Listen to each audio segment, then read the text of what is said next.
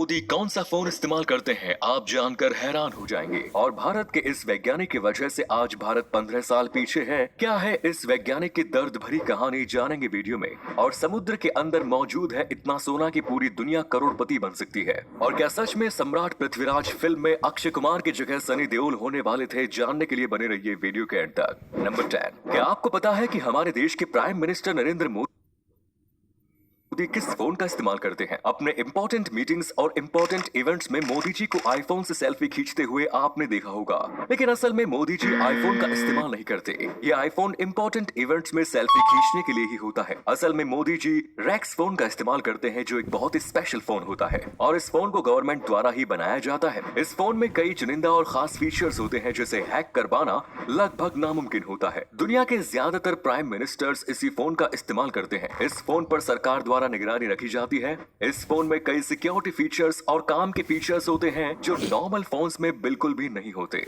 Number 9, Bharat से एक ऐसी गलती हुई जिससे भारत स्पेस टेक्नोलॉजी के मामले में नासा से 15 साल पीछे हो गया। दरअसल ये बात है उस समय की जब नासा चांद पर पहुंच चुका था, जिसे देखकर भारत ने भी मंगल पर अपने सैटेलाइट को भेजने का ठान लिया। और इसके लिए भारत को एक साइरोजेनिक इंजन चाहिए था, क्योंकि इस इंजन से भारत कम खर्चे में ही मंगल ग्रह पर पहुंच जाता। साइंटिस्ट का मानना था कि ये इंजन जल्द ही बन जाएगा, लेकिन भारत की ये कामयाबी नासा से देखी नहीं गई और नासा ने इसी बीच अपनी बेहद ही खतरनाक चाल चली और उसने एक महिला को इसरो के कुछ रॉकेट डिजाइन के साथ पकड़वा दिया। और ये सब देखकर इंडियन पुलिस ने 3 साइंटिस्ट्स को देशद्रोह और भारत की टेक्नोलॉजी दूसरे देश में बेचने के आरोप में गिरफ्तार कर लिया, जिसमें से एक नंबी नारायण भी थे, जो साइरोजेनिक इंजन को बनाने के बेहद ही करीब थे और वो कुछ ही समय में साइरोजेनिक इंजन बना देते। पर नासा द्वारा चली गई चाल की वजह से उससे पहले ही पुलिस ने उन्हें गिरफ्तार कर लिया। 26 साल बाद ये मालूम चला कि नंबी नारायणन देशद्रोही नहीं थे और इस प्रकार नासा अपने इस चाल में कामयाब हो गया और भारत लगभग 15 साल स्पेस टेक्नोलॉजी के मामले में पीछे हो गया। नंबी नारायण के इस दुख भरी कहानी पर एक फिल्म भी बन चुकी है, जिसमें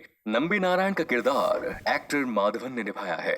नंबर 8, समुद्र अपने अंदर बेशुमार रहस्य छिपाए हुए हैं और समुद्र इतने बड़े इलाके में फैला हुआ है कि आज तक हम इंसान केवल 5% ही समुद्र को डिस्कवर कर पाए हैं। वहीं 95% समुद्र आज भी अपने अंदर रहस्य को छुपाए हुए हैं। लेकिन क्या आपने कभी सोचा है कि आखिर इन समुद्रों में कितना सोना मौजूद है, यानी कि समुद्र में कितनी गोल्ड माइन है और कितने टन सोना समुद्र में मौजूद है। तो समुद्र में इतना सोना मौजूद है जिसे जानने के बाद आपकी हैरानी का ठिकाना नहीं रहेगा। दरअसल 1872 में एडवर्ड स्टोनटेट्स की डिस्कवरी के मुताबिक समुद्र के अंदर लगभग 20 मिलियन टन सोना मौजूद है और ये इतना ज्यादा सोना है कि दुनिया में कोई भी इंसान भूखा नहीं सोएगा। बहुत सारे साइंटिस्टों ने मिलकर इस खजाने की सही वैल्यू निकाली है, जो लगभग 1100 ट्रिलियन डॉलर के आसपास है। लेकिन आज की टेक्नोलॉजी के हिसाब से इस सोने को निकाला नहीं जा सकता, क्योंकि अभी भी दुनिया में कोई भी ऐसी टेक्नोलॉजी डेवलप नहीं है जो समुद्र के अंदर सही तरीके से सोना निकाल सके। हालांकि चीन इस प्रोजेक्ट पर काम कर रहा है और वो जल्द ही समुद्र के अंदर से भी सोना निकालने का काम शुरू कर देगा। नंबर 7,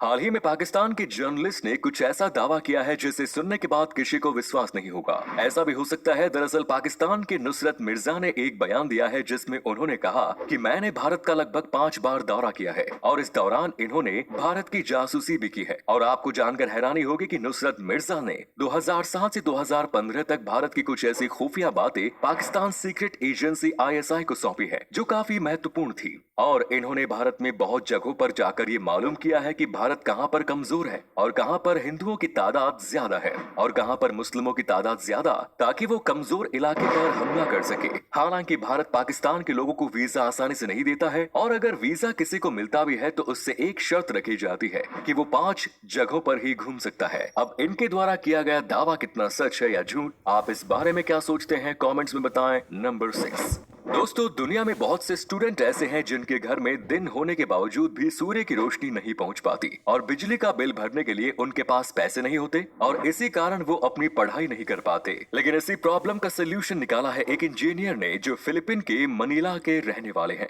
इनका नाम इलाक डियाज है। इन्होंने एक ऐसी यूनिक तकनीक से रोशनी बनाई है जिसे देखकर दुनिया भर के तमाम इंजीनियरों की आंखें फटी की फटी रह गई। दरअसल पहले तो इन्होंने कबाड़ की बोतल ली और उन बोतलों में ब्लीचिंग पाउडर डाला और उसके बाद उन बोतलों को छत के आर पार लगा दिया, जिससे सूर्य की रोशनी आसानी से घर के अंदर पहुंच गई और हर बच्चा पढ़ाई कर प्रसिद्ध हुआ तो इसमें और बदलाव करके छोटे छोटे सोलर पैनल भी लगा दिए गए, जिसके बाद ये 32 से भी ज्यादा देशों में जाकर कबाड़ से रोशनी बनाने का आइडिया दे चुके हैं। नंबर 5, सम्राट पृथ्वीराज चौहान फिल्म पूरी तरीके से फ्लॉप साबित हुई, जिसके डायरेक्टर चंद्र प्रकाश द्विवेदी थे। लेकिन जिस वक्त चंद्र प्रकाश द्विवेदी इस फिल्म की स्क्रिप्ट लिख रहे थे तो उनके दिमाग में सम्राट पृथ्वीराज चौहान का रोल करने के लिए अक्षय कुमार का तो नामो निशान भी नहीं था, क्योंकि वो इस फिल्म में सनी को चुन चुके थे और सनी देओल और चंद्र प्रकाश द्विवेदी ने मिलकर इस फिल्म के लिए काफी बढ़िया एक्शन सोच में रखे थे। सनी देओल ने सम्राट पृथ्वीराज चौहान के लुक के लिए प्रैक्टिस भी चालू कर दी थी ताकि वो सम्राट पृथ्वीराज चौहान का रोल अच्छी तरह से प्ले कर सके। और फाइनली सनी देओल इस फिल्म के लिए सिलेक्ट हो गए, लेकिन जब इस फिल्म की स्क्रिप्ट यशराज फिल्म्स के पास पहुंची तो उन्होंने सनी देओल का नाम हटाकर सबसे ज्यादा बिकने वाले एक्टर अक्षय कुमार को सिलेक्ट किया, क्योंकि डर मूवी के बाद सनी देओल की यशराज फिल्म के साथ बात नहीं बनी और इस प्रकार सनी देओल इस फिल्म से रिजेक्ट हो गए। नंबर 4, अगर आपने ताजमहल का दीदार किया है तो फिर ताजमहल के साथ आपने भी अपनी सेल्फी जरूर ली होगी, लेकिन क्या आप जानते हैं कि ताजमहल के साथ सबसे पहली सेल्फी दुनिया के किस इंसान ने ली थी? ताजमहल के सामने अपनी सेल्फी लेने वाले सबसे पहले इंसान इंग्लिश म्यूजिशियन, सिंगर और सॉन्ग राइटर जॉर्ज हैरिसन थे। इन्होंने 1966 में अपनी सेल्फी उस समय के रेगुलर कैमरे के साथ ली। उस समय जॉर्ज इंडिया में ही रहकर सितार वादक रविशंकर से सितार वादन के गुर सीख रहे थे। नंबर 3, अगर आपसे पूछा जाए कि बिस्लेरी कहाँ की कंपनी है तो आपका जवाब होगा भारत, जो सही भी है, लेकिन हमेशा से ही ये कंपनी भारत की नहीं थी बल्कि इसको भारतीय कंपनी बनाया गया था। दरअसल ये बात 1851 की है जब इटालियन बिजनेसमैन फेलिस बिस्लेरी ने इस कंपनी की शुरुआत की, लेकिन 1921 में उनकी मृत्यु हो जाने के कारण डॉक्टर रोसी ने इस कंपनी को टेक ओवर कर लिया, जिसके बाद इन्होंने 1965 में इस कंपनी को अपने पार्टनर खुसरू संटूक के साथ मिलकर मुंबई में पहली बार शिफ्ट किया और उसके बाद इस कंपनी ने मिनरल वाटर बनाना शुरू किया। लेकिन ये कंपनी ज्यादा दिन तक नहीं चल पाई और धीरे धीरे ये बैंकक्रप्ट होना शुरू हो गई। तभी पार्ले प्रोडक्ट बनाने वाले चौहान ब्रदर्स ने इस कंपनी को 4 लाख रुपए में खरीद लिया और उसके बाद इन्होंने इस कंपनी पर मेहनत करके इसको इस मुकाम तक पहुंचा दिया। और अगले फैक्ट पर जाने से पहले फोटो को ध्यान से देखिए, बताइए किसका फोटो दिखाई दे रहा है। इससे पता लगेगा आपका दिमाग और आंखें कितनी तेज हैं। मिलते हैं आपको 5 सेकेंड्स।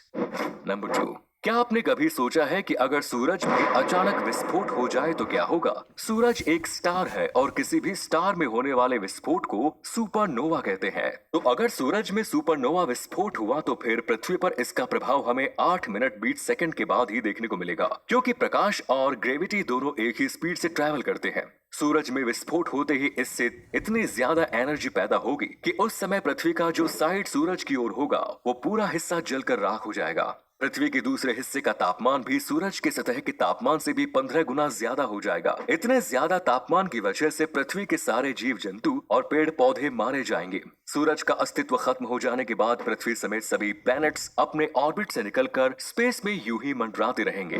नंबर 1, भारत का एक ऐसा गांव जो इतना ज्यादा साफ सुथरा और खूबसूरत है कि यहाँ पर विदेशों से टूरिस्ट घूमने के लिए आते हैं। और ये गांव भारत का ही नहीं बल्कि पूरे एशिया का सबसे साफ सुथरा गांव है। इस गांव को एशिया का सबसे साफ सुथरा गांव 2003 में ही घोषित कर दिया गया था। दरअसल ये गांव मेघालय में है जिसका नाम मैलिनोंग गांव है। यहाँ पर जितने भी लोग रहते हैं वो साफ सफाई का ध्यान बहुत ज्यादा रखते हैं और इस गांव के सभी लोग सुबह उठकर सबसे पहले गांव की सफाई करते हैं और इसीलिए ये गांव इतना ज्यादा खूबसूरत हो चुका है। यहाँ पर बहुत सारे टूरिस्ट घूमने के लिए आते हैं। इस गांव के निवासियों का कहना है कि इन्होंने इस गांव को साफ रखना अपने पूर्वजों से सीखा है। अगर कोई शख्स इस गांव में गंदगी फैलाते हुए देखा गया तो उसको सफाई के लिए फाइन भरना पड़ता है और इस गांव में जगह जगह पर बांस के डस्टबिन बने हुए हैं।